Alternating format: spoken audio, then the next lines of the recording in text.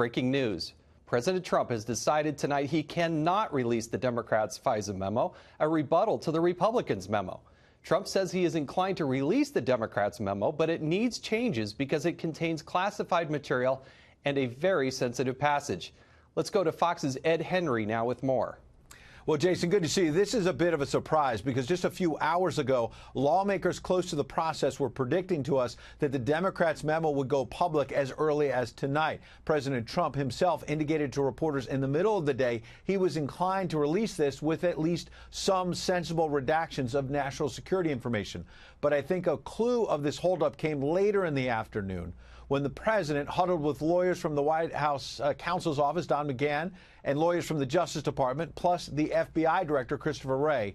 Once you get the lawyers more deeply involved, as you know, look out, the changes may be coming. Sure enough, McGahn fired off a letter to House Intel Chairman Devin Nunes saying, quote, although the president is inclined to declassify the February 5th memo, because the memorandum contains numerous properly classified and especially sensitive passages, he's unable to do so at this time. However, given the public interest and the transparency in these unprecedented circumstances, the president has directed that the Justice Department personnel be available to give technical assistance to the Intel Committee should the committee wish to revise the February 5th memo to mitigate the risks identified by the department. Now, allies of Nunes have been saying they believe this was a bit of a setup. The Democrat Adam Schiff put classified information in there that he knew would trip this up, and then Democrats would cry out that the president is hiding something.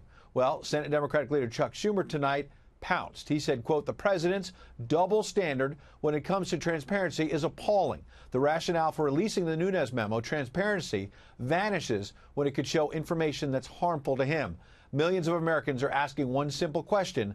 What is he hiding? Now, the next step for House Intel is to either accept the president's decisions, make some changes, and then send it back to the White House, or they can try to override the president in a secret session of the House. There's been only 6 of those in history, very rare. Regardless of how they do it, here's the bottom line, Jason. We're told the Democratic memo does not dispute the key point of Nunes' memo. FBI and DOJ personnel got the FISA warrant to spy on Carter Page after not telling the judge that the dossier was paid for by the DNC and the Clinton campaign, and that's going to be a key issue moving forward, Jason.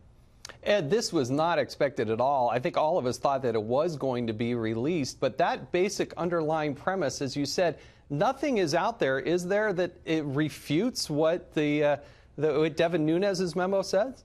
At least not yet. Now, Democrat Adam Schiff and others are saying that if this memo sees the light of day, they're claiming that Devin Nunes cherry-picked information, cherry-picked intel, and that parts of their memo will refute some of the Nunes memo. But we simply don't know because we haven't seen it yet, Jason.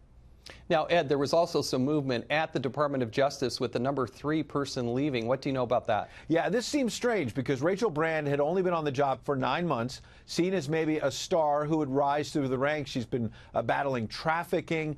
She's really been at the forefront of domestic surveillance and chasing down terrorists, key Justice Department programs. But maybe she simply wanted a more lucrative gig. We're hearing she's moving to the top legal post at Walmart. But it's hard not to notice that if Rod Rosenstein gets fired or steps down, she would have been overseeing special counsel Robert Mueller's probe. That would have put her in the middle of a political firestorm, a sign it's going to be very hard for the president to find someone who wants to replace her, probably even harder to find someone the Democrats in the Senate will confirm. They'll try to filibuster. And most of all, a lot of people in the White House are frustrated with Attorney General Jeff Sessions right now. This means Rosenstein, the deputy, may have even more influence, Jason.